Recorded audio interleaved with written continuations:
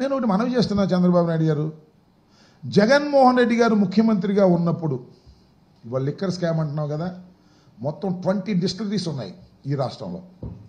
ఒక్క డిస్టిలరీకి కూడా జగన్మోహన్ రెడ్డి గారు పర్మిషన్ ఇవ్వాల. ఒక్క డిస్టిలరీకి కూడా. నువ్వు 14 డిస్టిలరీకి నువ్వు పర్మిషన్ ఇచ్చావు నీ హయాంలో, ఎప్పుడన్నా కానీ 14 ఊరిని ఇచ్చావు. నువ్వు క్యాష్ కొట్టి తీసుకోవాలి, నువ్వు వాడు చెప్పర్లు. ఇప్పుడు అది వేరే విషయం. 14 డిస్టిలరీలకు నువ్వు పర్మిషన్ ఇచ్చావు. ఆ డిస్టిలరీ వాళ్ళు కూడా మందు సరఫరా చేస్తున్నది. సరే, ఆ మిగతా 6 కాంగ్రెస్ గవర్నమెంట్లోనూ అప్పుడు ఇక్కడ వచ్చినాయి అనుకోండి. జగన్మోహన్ రెడ్డి గారి హయాంలో ఒక్క డిస్టిలరీకి కూడా పర్మిషన్ ఇవ్వకోకుండా నువ్వు ఇచ్చినటువంటి డిస్టిలరీల దగ్గర నుంచే మందు కొని ప్రభుత్వం అమ్మింది. దీనిలో వాడుగా చేశాడు, వీడిగా చేశాడు, ఈ కథలు నువ్వెన్ని పెట్టినా కూడా అవన్నీ కథలే తప్ప, స్టోరీలు తప్ప వాస్తవాలు కావు. దుర్మార్గమైనటువంటి ఆలోచన చేస్తున్నావు నువ్వు. ఎవరిని పడితే వాడిని అరెస్ట్ చేసి లోపలేయాలనుకుంటున్నావు. వేసుకో, చూసుకుంటాం, ఎక్కడ భయపడే ప్రశ్నే లేదు. జగన్మోహన్ రెడ్డి గారిని, వైఎస్ఆర్ కాంగ్రెస్ పార్టీని పోలీసుల్ని పెట్టి కేసులు పెట్టి అణచాలనుకునేంత అమాయకత్వంలో నువ్వు నీ కొడుకు ఉన్నందుకు మేము చింతిస్తున్నాం. ఇలాంటి వాటిని ఎదుర్కొంటాం, ఎదుర్కొని ముందుకు నడుస్తాం.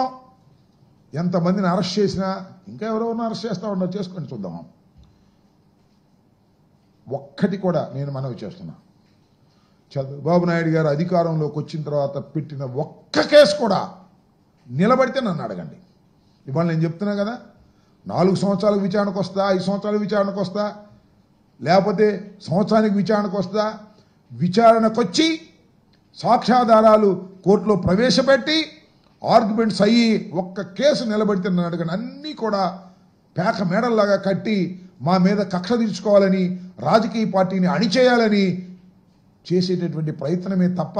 నేను ఒక మాట చెప్తాను చంద్రబాబు నాయుడు గారు, మమ్మల్ని నువ్వు అణచాలంటే ఒకటే మార్గం, సూపర్ 6 మొత్తం అమలు చేయి, ఇచ్చిన షణ్ముఖముఖాన్ని మొత్తం అమలు చేయి, ఇచ్చిన 142 వాగ్దానాలన్నింటినీ అమలు చేసాయి. శభాష్ చంద్రబాబు అంటారు. నువ్వు అమలు చేసేది చచ్చేది లేదు. 1 సంవత్సరం ఎగ్గొట్టేసావు అమ్మఒడి, అదే తల్లికి వందనం. మళ్ళీ బస్సు ఏమో ఆగస్టు 15 నుంచి అంటావు, సిలిండర్లు ఏమో సరిగ్గా ఇవ్వవు, నిరుద్యోగ భృతి ఎప్పటి నుంచో ఇస్తానంటావు. అన్ని వాయిదాలు వేసుకునే పద్ధతి తప్ప ఇచ్చిన మాటని మొదటి సంవత్సరంలో చేసినట్లయితే ఎస్ చంద్రబాబు నాయుడు గారు గొప్ప అని మేము ఆటోమేటిక్ మమ్మల్ని అణిచేస్తారు. కేసులు పెడితే అణిచేస్తారా? అరే అన్యాయంగా కేసులు పెట్టారా బాబు, అక్రమంగా లోపలేశారా బాబు అని అనుకోరా? అనుకుంటారు. జగన్మోహన్ రెడ్డి గారు అలాంటి కార్యక్రమాలు ఏవి స్కాములు చేయాల్సిన అవసరం ఆయనకి లేదు, చెయ్యలేదు. నువ్వు అభూత కల్పనలు కల్పించి ఇవాళ జగన్మోహన్ రెడ్డి గారి ప్రభుత్వంలో కీలకంగా ఉన్నటువంటి వ్యక్తుల్ని, పార్టీకి పనిచేసేటటువంటి వ్యక్తుల్ని లోపలేసి నీ కక్ష తీర్చుకోవాలని నువ్వు ఆలోచన చేస్తున్నావు. నీ కక్ష తీరదు సరిగదా, మళ్ళా నువ్వు చాలా ప్రమాదంలోకి నెట్టబడతావు ప్రజల మధ్యన అనే విషయాన్ని దయచేసి గమనించాలని కూడా ఈ సందర్భంగా నేను చెప్పదలుచుకున్నాను.